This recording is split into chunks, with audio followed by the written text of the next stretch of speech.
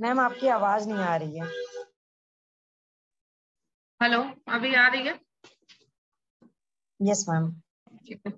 तो भारतेंदु हरिश्चंद्र का निबंध हम लोग पढ़ रहे हैं यहाँ पे। भारत वर्षोन्नति कैसे हो सकती है। ठीक है। तो भारतेंदु जी के साहित्य परिचय की बात करें तो 1857 से लेकर 1900 तक के काल को भारतेंदु युग के नाम से जाना गया, इनके बृहद साहित्यिक योगदान को देख करके ही। ठीक है। और आचार्य रामचंद्र शुक्ल जी का एक कथन आता है इनके संदर्भ में। वो लिखते हैं कि भारतेंदु अपनी सर्वतोमुखी प्रतिभा के बल से एक ओर पद्माकर द्विजदेव की परंपरा में दिखाई पड़ते थे, तो दूसरी ओर बंग देश के माइकल और हेमचंद्र की श्रेणी में। प्राचीन और नवीन का सुंदर सामंजस्य भारतेंदु की कला का विशेष माधुर्य है। ये इंपॉर्टेंट कथन नोट डाउन कर लीजिएगा। ये भारतेंदु जी के संदर्भ में रामचंद्र शुक्ल जी लिखते हैं। ठीक है।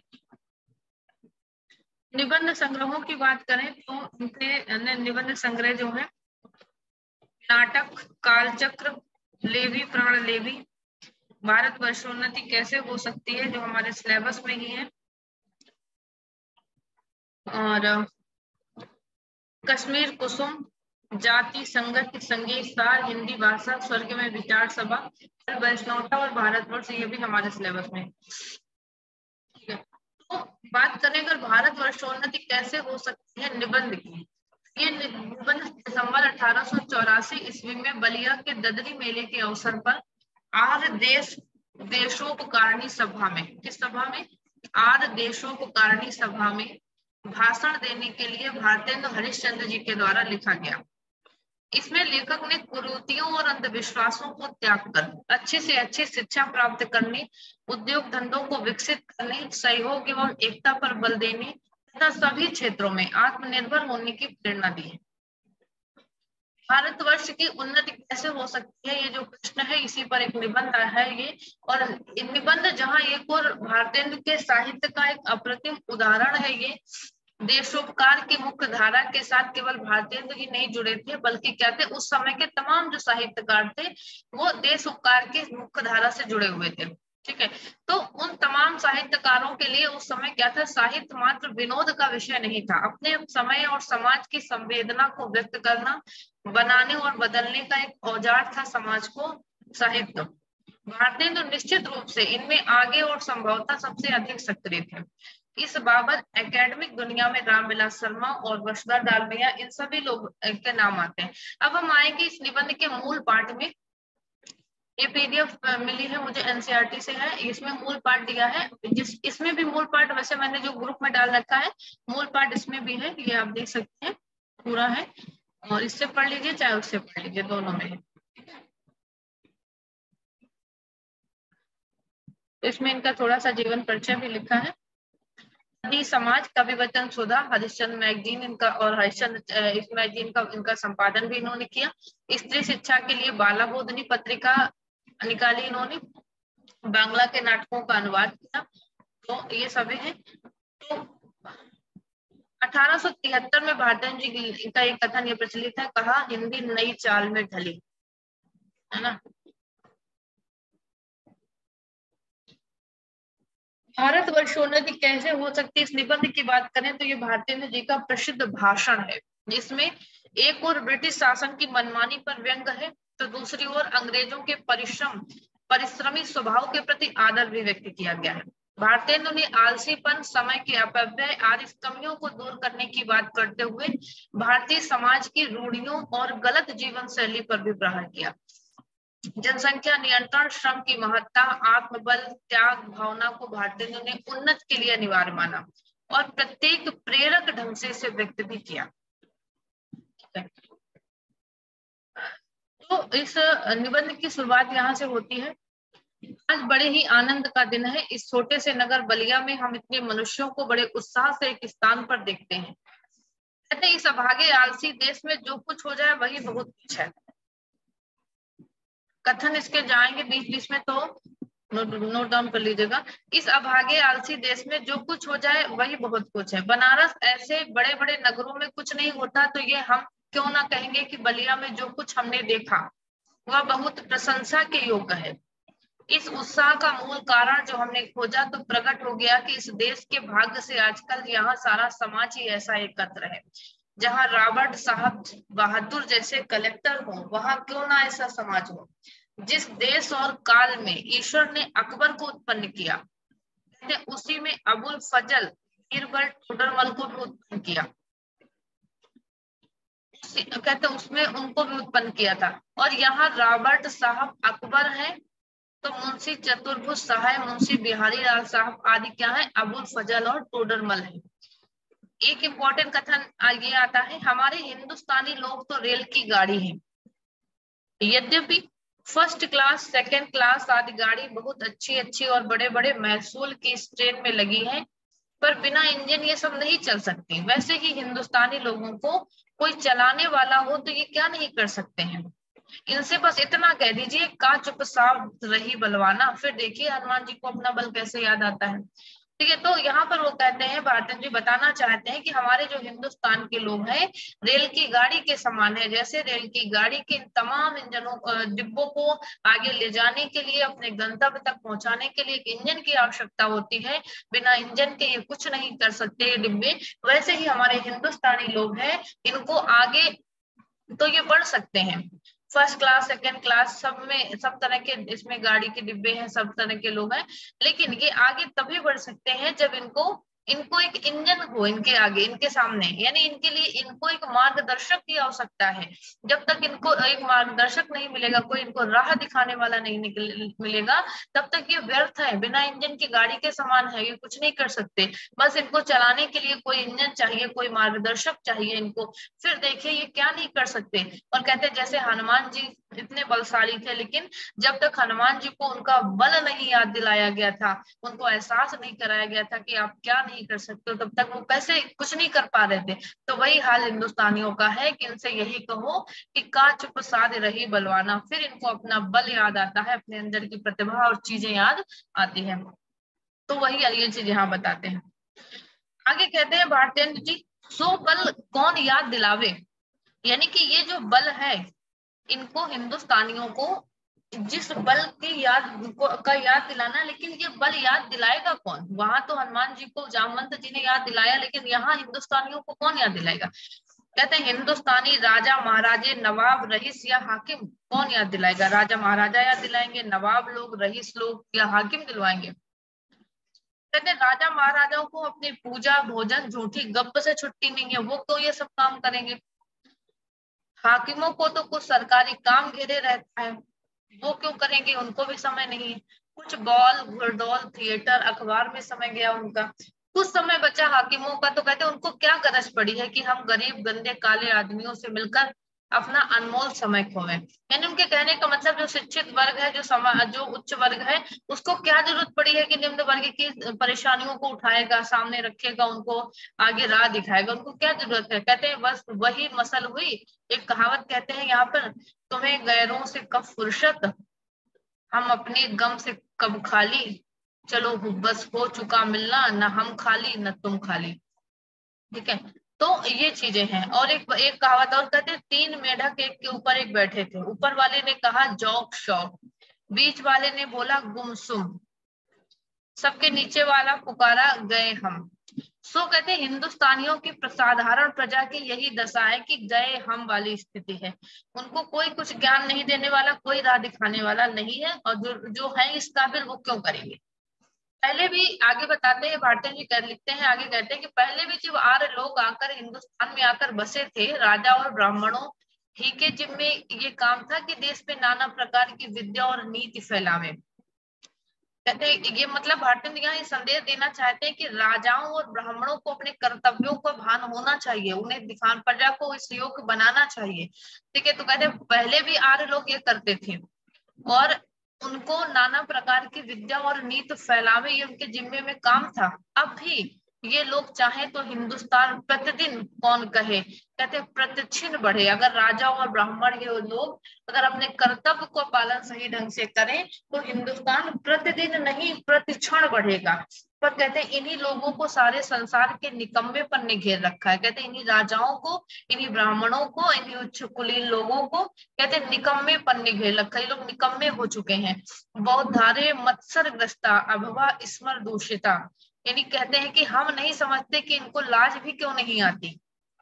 उस समय जब इनके पुरुषों के पास कोई सामान नहीं था, तब उन लोगों ने जंगल में पत्ते और मिट्टी की कुटियों में बैठकर बांस की नालियों से जो ताराग्रह आदि भेदने की गत लिखी, वह वैसी ऐसी ठीक है कि 16 लाख रुपए के लागत की विलायत में जो दूरबीनें बनी हैं, उनसे उन ग्रहों को भेद करने में वही गति ठीक आती है। यानी कहने का मतलब उनके कि जब हमारे ऋषि मुनियों के पास कोई साधन नहीं था आज की तरह, आया ना, कोई सामान नहीं था, जंगलों में रहते थे, पत्ते और मिट्टी की कुटियों में बैठकर वो अध्ययन करते थे, तब जाकर के उन्होंने आज के जमाने की जो विदेशी दूरबीनें हैं उनकी तरह का जो उन्होंने बनाकर बांस की नलियों से ताराग्रह भेदने का जो बनाकर रखा था, वो वही मतलब उसका भी वही रिजल्ट होता है जो आज बड़ी बड़ी महंगी दूरबीनें बताती हैं। तो कहते तब उन लोगों ने कर लिया, तो आज ये लोग क्यों नहीं कर पा रहे हैं? आज भी कर सकते हैं। और जब आज कल कहते हैं, जब आज इस काल में हम लोगों को अंग्रेजी विद्या की और जगत की उन्नति की कृपा से लाखों पुस्तकें और हजारों यंत्र तैयार है, तब हम लोग निरी चुंगी की कतवार फेंकने की गाड़ी बन रहे हैं। यानी ये भी है कि हम लोग निरी चुंगी के कतवार फेंकने की गाड़ी बन रहे हैं, जब आज हमारे पास सब कुछ है। आगे भारतेंद्र जी लिखते हैं, ये समय ऐसा है कि उन्नत की मानो घुड़दौड़ हो रही है। ठीक है, जैसे घुड़दौड़ होती है उसमें लोग घुड़दौड़ में क्या होता है कि ये होता है कि रेस कौन जीत ले जाए, है ना। तो वही उस समय जब ये 1884 में ये निबंध ये लिखा गया, ये भाषण, उस समय भारतेंद्र जी कहते हैं कि आज के समय क्या है, एक मानो एक तरह से घुड़दौड़ हो रही है, हर लोग उस दौड़ में शामिल है। अमेरिकन, अंग्रेज, फ्रांसीसी, तुर्की, ताजी, सब उस दौड़ में सरपट दौड़े चले जा रहे हैं।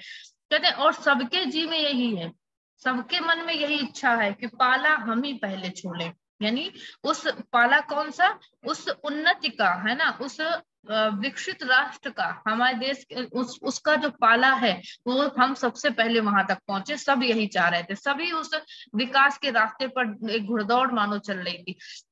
लेकिन कहते हैं कि जब घुड़दौड़ चल रही है उस समय हिंदुस्तानी क्या कर रहे हैं, उस समय हिंदू कठियावाड़ी खाली खड़े खड़े टाप से मिट्टी खोदते हैं, है ना। जैसे ना एक ऐसी मतलब जगह पे जहां पर हम एक ही जगह खड़े होकर मिट्टी खोदने, एक ऐसा काम, तो कहते हैं ये लोग व्यर्थ का जहां अपना हम समय बर्बाद कर रहे हैं। कहते हैं इनको औरों को जाने दीजिए। कहते हैं कि आप अंग्रेजों को छोड़ दो, फ्रांसियों को छोड़ दो, अमेरिकन को छोड़ दो, जापानियों को देखो।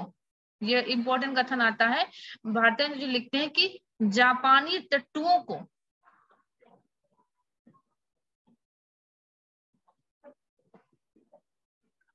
कहते हैं जापानी टट्टुओं को हाँफते हुए दौड़कर देखते भी लाज नहीं आती। जापानी टट्टुओं क्यों कहा कि छोटे छोटे हैं तुमसे कद में भी, सब चीजों में भी, है ना, लेकिन उनको भी देखो वो कितनी तेजी से दौड़ रहे हैं, विकास के पथ पर अग्रसर हैं और हमसे आगे निकले जा रहे हैं। कहते हैं ये भारतेंद्र जी आह्वान करते हैं लोगों से, देश की जनता से, कि ऐसा समय है कि जो पीछे रह जाएगा फिर कोटि उपाय किए बिना आगे नहीं बढ़ सकेगा। लेकिन कहते हैं कि अगर आज हम पीछे हो गए तो फिर हम बहुत पीछे हो जाएंगे। करोड़ों आप उपाय कर ले, हम इन लोगों की बराबरी इतनी आसानी से नहीं कर सकते हैं। कहते हैं कि और ये ऐसा समय है कि जो पीछे रह जाएगा फिर कोटि उपाय किए भी आगे ना बढ़ सकेगा। इस लूट में, इस बरसात में भी जिसके सिर पर कमबख्ती का छाता और आंखों में मूर्खता की पट्टी बंधी रहे, उन पर ईश्वर का कोप ही कहना चाहिए। ठीक है, यानी भारतेंद्र जी के कहने का तात्पर्य कि आज जहां जब विकास के रास्ते पर पूरी दुनिया अग्रसर है, पूरी दुनिया आगे बढ़ रही है, अगर हम ऐसी स्थिति में अपने सर पर एक हम कमबख्तों का जीवन जिए, आंखों में मूर्खतापूर्ण पट्टी बांध ले, या आंखों में हमें कुछ, हम वो चीज देखना ही नहीं चाहते, वो काम करना ही नहीं चाहते, तो कहते हैं हमारे ऊपर ईश्वर का आप कोप ही कह सकते हो, क्योंकि दुनिया आगे निकल रही है और हम ये सब सोच के बहुत पीछे रह जाएंगे। लोग देशवासियों को जागृत करना चाहते हैं। आगे कहते हैं भारतेंद्र जी, मुझको मेरे मित्रों ने कहा था कि तुम इस विषय पर आज कुछ कहो। ददरी के मेले में इन्होंने ये भाषण दिया था ना बलिया के, तो वहीं पर ये कहते हैं कि मेरे मित्रों ने कहा था आज तुम कहो कुछ भाषण में कि हिंदुस्तान की उन्नति कैसे हो सकती, इस विषय पे कहते हैं कुछ कहो। भारतेंद्र जी कहते हैं भला इस विषय पर मैं और क्या कहूँ। भागवत का एक श्लोक उनको याद आता है, नदेह माध्यम सुलभम सुदुर्लभम प्लवम सुकल्पम गुरु कर्णधारम मया अनुकूलेन नभा श्रुतेरतम पुमानम भवाब्धिम न तरेत सात्महा। यानी इसका अर्थ लिखते हैं आगे कि भगवान कहते हैं कि पहले तो नदेह माध्यम सुलभम सुलभम सुदुर्लभम, पहले तो दुर्लभ है क्या, मनुष्य का जन्म ही दुर्लभ है। कहते हैं पहले तो मनुष्य का जन्म ही दुर्लभ है, सो मिला, अगर मिल भी गया आपको किसी कारण बस ईश्वर की कृपा, उस पर कहते हैं गुरु की कृपा और मेरी अनुकूलता, कहते हैं ये दुर्लभ है। अगर आपको मनुष्य, पहले तो मनुष्य जन्म ही बड़ी मुश्किल से मिलता है, उसमें से अगर मिल गया भी तो किसी को गुरु की कृपा हर किसी को और ईश्वर की अनुकूलता यानी ईश्वर उसी के अनुकूल काम चले, ये भी कहते हैं बहुत मुश्किल से मिलता है। और कहते हैं आगे कि इतना आगे लिखा है भागवत में कि इतना सामान पाकर भी जो मनुष्य इस संसार सागर के पार न जाए उसको आत्महत्यारा कहना चाहिए, वही दशा कहते हैं इस समय हिंदुस्तान की है। ठीक है, यानी कि वो कहने का तात्पर्य कि मनुष्य जन्म भी हमें मिला, गुरु की कृपा भी हमारे ऊपर है, ईश्वर भी की अनुकूलता भी हमारे संपास है, फिर भी हम कुछ नहीं कर पा रहे। वही हिंदुस्तान की है कि हिंदुस्तान को सब कुछ है, साधन संपन्न प्रकृति संपदा से भरपूर हिंदुस्तान है, लेकिन फिर भी हम कुछ नहीं कर पा रहे हैं, फिर भी हम विकास के रास्ते पे नहीं बढ़ पा रहे हैं, तो कहते हैं हमें आत्महत्यारा कहना चाहिए। अंग्रेजों के राज्य में कहते हैं सब प्रकार का सामान पाकर, अवसर पाकर भी हम लोग जो इस समय पर उन्नति ना करें तो हमारा केवल अभाग्य और परमेश्वर का कोप ही है।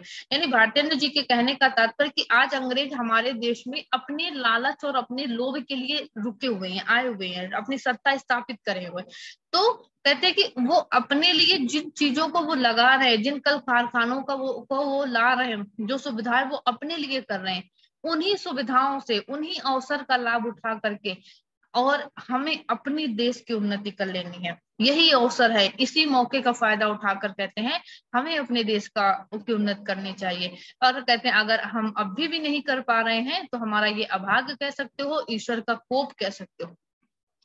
आगे कहते हैं सास के अनुमोदन से एकांत रात में सूने रंग महल में जाकर भी बहुत दिन जिस प्राण से प्यारे परदेसी पति से मिलकर छाती ठंडी करने की इच्छा थी, इसका लाज से मुंह भी ना देखे और बोले भी ना तो उसका अभाग्य ही है। ये कहावत कही उन्होंने ऐसी, है ना।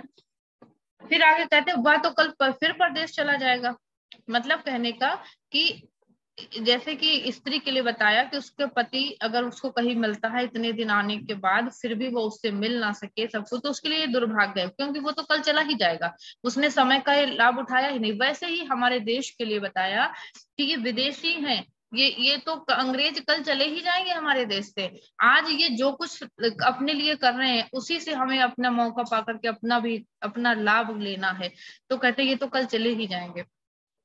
वैसे ही अंग्रेजों के राज में कहते हैं जो हम कुएं के मेंढक, काठ के उल्लू, पिंजड़े के गंगाराम ही रहे तो हमारी कमबख्ती फिर कमबख्ती ही है। कहते हैं कि अगर हम कुएं के मेंढक रह गए, काठ के उल्लू रहे, पिंजड़े के गंगाराम रहे तो हम कुछ नहीं कर सकते हैं। ठीक है, आगे फिर कहते हैं भारतेंद्र जी कि बहुत लोग ये कहेंगे कि हमको पेट के धंधे के मारे छुट्टी नहीं रहती बाबा, मतलब लोग कहेंगे कि भाई हम अपना काम धंधा देखें कि हम ये देश के उन्नति की बात करें, तो वो भी भारतेंद्र जी बात कहते हैं। आज भी अगर आप किसी से कह दो कि देश में ये हो रहा है वो, अरे क्या वो कहेंगे अरे छोड़ो यार, हम अपने धंधे से हमें फुर्सत नहीं, हमें देश दुनिया से क्या मतलब है ना, आज भी लोग यही बात कह देते हैं। तो वही भारतेंद्र जी कहते हैं कि हमको पेट के धंधे के मारे छुट्टी नहीं रहती, कुछ लोग ये कहेंगे हम क्या उन्नति करें। भारतेंद्र जी कहते हैं तुम्हारा पेट भरा है, तुमको दून की सूझती, यानी लोग किसी से कह दो तो वो कहेगा तुम्हारा तो पेट भरा है, तुमको राजनीति सूझ रही है, तुम्हें और चीजें सूझ रही है कि देश में ये हो रहा है, हमारा तो पेट भरे पहले हमारे लिए वो बड़ी बात है। तो भारतेंद्र जी कहते हैं ये कहना उनकी बहुत भूल है। एक इंपॉर्टेंट कथन यहाँ पे आता है, इंग्लैंड का पेट भी कभी यूं ही खाली था। यहाँ पर इंग्लैंड, अंग्रेजों की वो प्रशंसा कर रहे हैं भारतेंद्र जी कि इंग्लैंड का पेट भी कभी यूं ही खाली था, उसने एक हाथ से अपना पेट भरा, दूसरे हाथ से उन्नत के राहों के कांटों को साफ किया, है ना। वो कहते हैं कि उसका भी पेट खाली था। इंग्लैंड आज जिसने देश के 2/3 हिस्से पर कब्जा करके रखा हुआ था उस समय, तो कहते हैं उसका भी कभी पेट खाली था, उसके यहाँ भी गरीबी थी, सब कुछ था, लेकिन वो कभी ये रोना लेके नहीं बैठा कि हम भूखे हैं, हम गरीब हैं, तो हम आगे कर कुछ नहीं सकते। उसने अपने एक हाथ से तो अपना पेट भरा, लेकिन दूसरे हाथ से उसकी प्रगति के मार्ग पर, उन्नति के राह में जो जो कांटे आ रहे थे, जो परेशानियां आ रही हैं, उनको भी वो दूर करते हुए आगे बढ़ता रहा, तभी आज वो है। आगे कहते हैं भारतेंद्र जी, क्या इंग्लैंड में किसान, खेत वाले, गाड़ीवान, मजदूर, कोचवान नहीं है? इंग्लैंड में भी किसान है, खेती वाले भी हैं, खेत गाड़ी वाले भी हैं, मजदूर भी हैं, सब तरह के लोग हैं वहां। किसी देश में मैम सभी स्क्रीन पेड़। स्लाइड कर दीजिए। क्या? स्क्रीन नहीं दिख रही थी मैम। अभी दिख रही? हाँ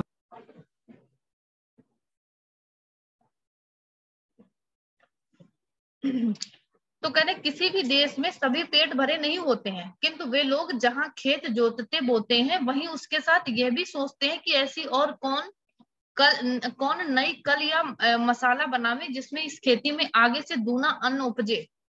है ना? विलायत में गाड़ी के कोचवान भी अखबार पढ़ते हैं।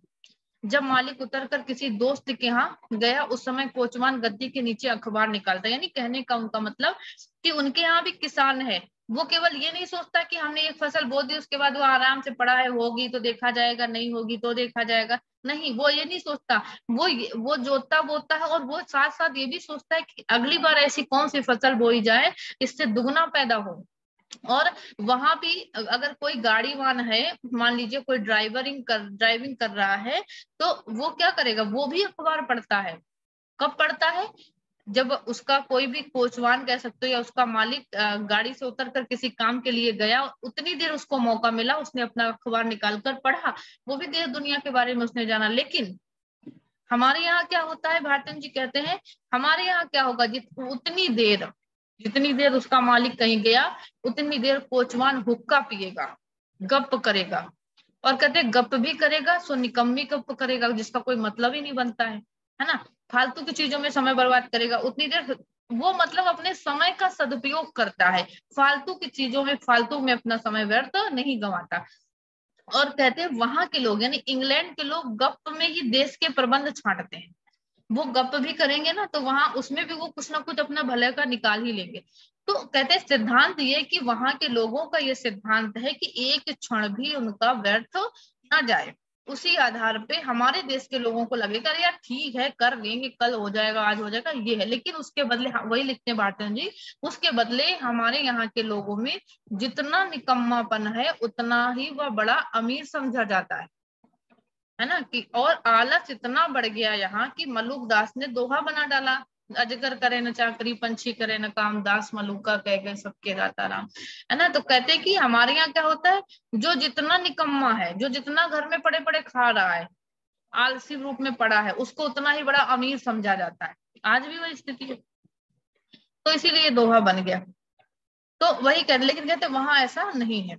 चारों ओर आंखें उठाकर देखिए, भारतीय जी लिखते हैं, तो बिना काम करने वाले ही चारों ओर बढ़ती है। ज्यादातर लोग हैं क्या बिना काम वाले मिलेंगे, रोजगार कहीं कुछ भी नहीं है। अमीरों की मुसाहिबी, दलाली, या अमीरों के नौजवान लड़कों को खराब करना, या किसी की जमा मार लेना, इनके सिवा बतलाइए और कौन रोजगार है लोगों के पास जिससे कुछ रुपया मिले। चारों ओर की दरिद्रता की आग लगी हुई है।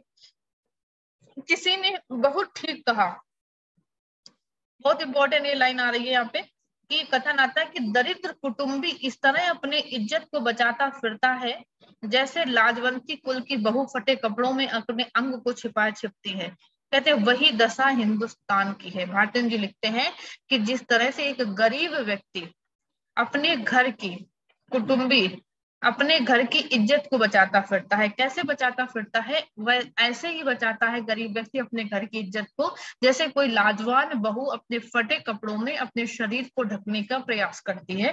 ठीक है, वैसे ही कहते हैं हमारे हिंदुस्तान की वही दशा है कि उसकी भी इज्जत को बचाने की, बस ऐसे ही लाजवंती बहू के समान इज्जत बचाई जा रही है। इंपॉर्टेंट ये लाइन है। मुर्दमशुमारी की रिपोर्ट देखने से स्पष्ट होता है मनुष्य दिन दिन यहाँ बढ़ते जाते हैं, रुपया दिन दिन कमती होता जाता है। अब बिना ऐसा उपाय किए काम नहीं चलेगा कि रुपया भी बढ़े, और वह रुपया बिना बुद्धि बढ़े ना बढ़ेगा। वर्तन जी कहते हैं कि रुपया दिन दिन कम हो रहा है, मनुष्य बढ़ते जा रही है, जनसंख्या बढ़ती जा रही है, रुपए कम होते जा रहे हैं। और कहते हैं कि ऐसा कोई उपाय भी नहीं है कि बिना बुद्धि के कहते रुपया बिना बुद्धि के ना बढ़ा है और ना बढ़ेगा, निकम्मे पने से रुपया नहीं बढ़ता है। ठीक है, आगे फिर भारतेंदु जी लिखते हैं कि भाइयों, राजा महाराजाओं को मुंह मत देखो, ये मत आशा करो कि पंडित जी कथा में कोई ऐसा उपाय बतलाएंगे कि देश का रुपया और बुद्धि बढ़े। तुम आप ही कमर कसो, आलस छोड़ो, कब तक अपने को जंगली घूस मूर्ख बोधे डरपोक ने पुकरवाओगे। दौड़ो इस घुड़दौड़ में जो पीछे पड़े तो फिर कहीं ठिकाना नहीं है। फिर कब राम जनकपुर आई है ना, आपकी जो पीछे पड़े तो रसातल में ही पहुंचोगे। तो भारतेंदु जी कहते हैं कि आशा ये मत रखो, यहाँ पर भी धार्मिक अंधविश्वास पे कि यार पंडित जी ऐसा उपाय बता देंगे कि आप ये पूजन कर लो, आपके पास पैसा ही पैसा हो जाएगा। कुछ नहीं होगा ऐसे, आपको करना पड़ेगा, अपनी बुद्धि लगानी पड़ेगी, तभी तुम्हारे पास धन आएगा, पैसा आएगा, आप उन्नति करोगे, आप आलस छोड़ोगे। तभी कब तक कहते हैं भारतेंदु जी, कब मूर्ख बने घूमोगे, कब तक लोगों को डरपोक नाम से पुकारवाए जाओगे। कहते हैं कि दौड़ो इस घुड़दौड़ में। फिर कब राम जनकपुर आएंगे का मतलब कि जनकपुर वासी कहते हैं ना कि राम पता नहीं अब कब जनकपुर आए, ऐसे इनका दर्शन कर लो, इनके सारे उस सौंदर्य के रस को पान कर लो। वैसे ही कहते हैं पता नहीं ये अंग्रेज जो आज हमारे देश में आए हुए हैं, इनसे जो हम कुछ उन्नति कर सकते हैं, जो मौके का फायदा उठा सकते हैं, पता नहीं कब ये मौका हमारे पास आए, और अब अगर पीछे रह गए तो रसातल में ही पहुंच जाओगे। जब पृथ्वीराज को कहते हैं कैद करके गोरी ले गए तो शहाबुद्दीन के भाई गियासुद्दीन से किसी ने कहा कि वह शब्द भेदी बाण बहुत अच्छा मारता है। एक दिन सभा नियत हुई और 7 लोहे के तवे बाण से फोड़ने को रखे गए। पृथ्वीराज को लोगों ने पहले ही अंधा कर दिया था। संकेत हुआ कि जब गयासुद्दीन हूं करे तब वह तावों पर बाण मारे। चंद कवि भी उसके कैदी साथ था। ठीक है, चंद्रवरदाई की बात है। और ये सामान देख करके उसने ये दोहा पढ़ा, अब की चढ़ी कमान को जाने फिर कब चढ़े, जिन चुपके चौहान इक्के मार इक्क सर। तो उन्होंने ये दोहा पढ़ा कि अब की कमान चढ़ा लीजिए, जाने कब ये मौका मिले चौहान जी। तो उन्होंने कहा कि अब अगर चूके तो फिर मौका हाथ से निकल जाएगा। उसका संकेत समझकर जब गयासुद्दीन ने हूं किया तो पृथ्वीराज ने उसी को बाण मार दिया। वही बात अब है कि अब की चढ़ी इस समय सरकार का राज्य पाकर, उन्नति का इतना सामान पाकर भी अगर भारतेंदु जी कहते हैं तुम लोग अपने को न सुधारो तो तुम ही रहो, और बस सुधरना भी ऐसा होना चाहिए कि सब बात में उन्नति हो। कहते हर जगह उन्नति होनी चाहिए, धर्म में भी उन्नति हो, घर के काम में भी हो, बाहर के काम में उन्नति हो, रोजगार में उन्नति हो, शिष्टाचार में उन्नति हो, चाल चलन में, शरीर के बल में, मन के बल में, समाज में, बालक में, युवा में, वृद्ध, स्त्री, पुरुष, अमीर, गरीब, भारत की सब अवस्था में, सब जाति, सब देश में उन्नति करे। भारतेंदु जी कहते हैं सब में उन्नति हो, इसलिए लग जाओ, इस मौके का फायदा उठाओ। और कहते सब ऐसी बातों को छोड़ो जो तुम्हारे इस पद के कंटक हो, चाहे तुम्हें लोग निकम्मा कहें, नंगा कहें, प्रस्तान कहें या भ्रष्ट कहें, तुम उन चीजों को छोड़ो। तुम केवल अपने देश की दीन दशा को देखो, उनकी बात को सुनो। आगे कहते हैं अमानम पुरस्कृत्यम मानम तत्ता तु पृष्ठता स्वकार्य साधेत धीमान कार्य ध्वंसो ही मूर्खता। यानी कहते हैं वो कि जो लोग अपने को देश हितैषी लगाते हो, अब वह अपने सुख को होम करके, अपने धन और मान का बलिदान करके कमर कस के उठो। देखा देखी थोड़े दिन में सब हो जाएगा। कहते एक दूसरे के देखा देखी अगर आज आप करने लगोगे, कल तुम्हें देखकर दूसरा भी आगे आएगा, और भी लोग आगे आएंगे, ऐसे ही सभी उन्नति के पथ पर अग्रसर होंगे। और अपनी खराबियों के मूल कारणों को खोजो। वो कहते हैं ना कि अपनी कमियों को खोजो कि हमारे अंदर कहाँ कमियां हैं जो हम पीछे रह गए। कोई धर्म की आड़ में, कोई देश की चाल की आड़ में, कोई सुख की आड़ में छिपे हैं, उन चोरों को वहां से पकड़ पकड़ कर लाओ, उनको बांध बांध कर कैद करो। हम इससे बढ़कर क्या कहें कि जैसे तुम्हारे घर में कोई पुरुष व्यभिचार करने आवे तो जिस क्रोध से उसको पकड़ कर मारोगी, जहां तक तुम्हारे में शक्ति होगी उसका सत्यानाश करोगे। तो वही कहते हैं कि उसी तरह तुम इस समय जो जो बातें तुम्हारे अंदर उन्नति के रास्ते का कांटा हो, जो तुम्हारी उन्नति के मार्ग की बाधाएं हो, कहते हैं उनकी जड़ खोद कर फेंक दो, उन चीजों को हर दूर फेंक दो, उनसे डरो मत। जब तक 100-200 मनुष्य बदनाम ना होंगे, जात से बाहर ना निकाले जाएंगे, दरिद्र ना हो जाएंगे, कैद ना होंगे, वरंच जान से ना मारे जाएंगे, तब तक कोई देश भी नहीं सुधरेगा। ठीक है, आगे भारतेंदु जी कहते हैं कि अब प्रश्न ये होगा कि भाई हम तो जानते ही नहीं कि उन्नति और सुधरना किस चिड़िया का नाम है, किसको अच्छा समझे, क्या ले क्या छोड़े, कुछ बातें जो इस शीघ्रता से मेरे ध्यान में है, कुछ यानी कि वहां पर वो उपाय बताते हैं कि क्या करके आप देश की उन्नति कर सकते हो और अपनी उन्नति कर सकते हो। एक ये लाइन आती है कि सब उन्नतियों का मूल धर्म है, ये भी इंपॉर्टेंट लाइन है। इसके पहले, सबके पहले हमें धर्म की ही उन्नति करनी उचित है। यानी वो कहते हैं सभी उन्नतियों का जो मूल है, जो जड़ है, वो धर्म है। हमें सबसे पहले अपने धर्म की उन्नति करनी होगी। कहते हैं देखो, अंग्रेजों की धर्म नीति और राजनीति परस्पर मिली है, इससे उनकी दिन दिन कैसे उन्नति है उनको जाने दो। अपने यहाँ ही देखो, कहते तुम्हारे यहाँ धर्म की आड़ में नाना प्रकार की नीति, समाज गठन, वैद्य आदि भरे हुए। दो एक मिसाल सुनो, आगे बताते हैं वो, यही तुम्हारा बलिया का मेला और यहाँ स्नान क्यों बनाया गया, जिसमें जो लोग कभी आपस में नहीं मिलते, 10-10, 5-5 कोस के हुए लोग साल में एक जगह एकत्र होकर आपस में मिलते हैं। यानी हर मेले का, हर त्योहार का इन्होंने एक रीजन बताया क्यों हमारे यहाँ होता है। एक दूसरे का दुख जाने इसीलिए मेले लगते थे। गृहस्थी के काम की वो चीजें जो गांव में नहीं मिलती यहाँ से ले जाए। एकादशी का व्रत क्यों रखते हैं, कहते हैं जिसमें महीने में 2 एक उपवास से शरीर शुद्ध हो जाए, ये वैज्ञानिकता बताई उन्होंने। गंगा जी नहाने जाते हो तो पहले पानी सिर चढ़ाकर तब पैर डालने का विधान क्यों है, क्योंकि जिसमें तलवे से गर्मी सिर चढ़कर विकार न उत्पन्न करे। दीपावली क्यों कहते मनाते, इसी बहाने साल भर में सफाई हो जाए। होली इसी हेतु है कि बसंत की बिगड़ी हवा स्थान स्थान पर अग्नि जलने से स्वच्छ हो जाए। ये आगे ये इंपॉर्टेंट लाइन आती है कि यही त्योहार ही तुम्हारी मानो म्यूनिसिपालिटी है। ऐसे ही सब पर्व, सब तीर्थ व्रत है, कोई हिकमत है। उन लोगों ने धर्म नीति तो समाज नीति को दूध पानी की भांति मिला दिया, तुम्हें भी मिलाना है। खराबी जो बीच में भई वह है यह, उन लोगों ने धर्म क्यों नहीं मानने लिखे थे। इसका लोगों ने मतलब नहीं समझा, इन बातों को वास्तविक धर्म मान लिया।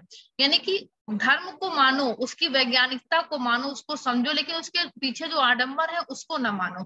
वो कहते हैं, आगे कहते हैं, भाइयों वास्तविक धर्म तो केवल परमेश्वर के चरण कमल का भजन है। ये सब तो समाज धर्म है जो देश काल के अनुसार शोधे और बदले जा सकते हैं।